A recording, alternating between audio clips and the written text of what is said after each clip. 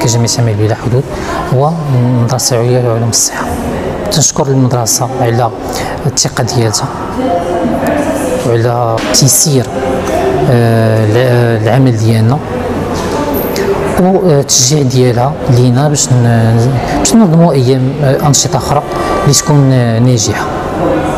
تنشكر المدير الأستاذ خالد ياسين والمديرة حسني مينو.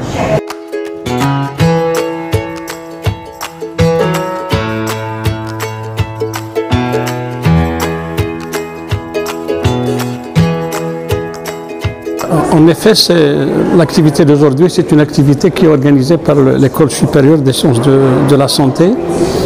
L'École supérieure des sciences de la santé, donc c'est une institution d'enseignement supérieur qui opère dans le domaine des sciences de la santé. C'est un établissement qui a tenté toujours d'être ouvert sur son environnement culturel, son environnement scientifique et son environnement social et culturel. Et l'activité d'aujourd'hui s'inscrit dans ce cadre-là, en association avec une organisation qui s'appelle Association sans frontières. Et la thématique qui a été choisie pour aujourd'hui, c'est les dangers auxquels le citoyen marocain pourrait être exposé au cours de la saison estivale. Au cours de cette activité, bien sûr, nous organisons une série d'activités qui sont encadrées par d'éminents professeurs, des médecins et des agents du Croissant Rouge qui sont bien sûr formés dans ce domaine. Quel est l'intérêt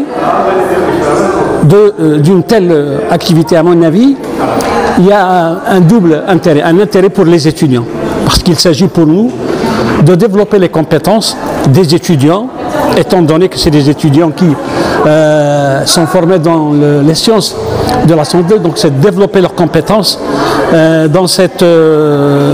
en rapport avec bien sûr cette problématique des dangers liés à la saison estivale. Et puis c'est une activité aussi qui est orientée vers la population générale, dans le but de les sensibiliser et de leur offrir un ensemble d'informations qui pourraient leur faire éviter bien sûr ce genre de problèmes. Vous savez, la santé,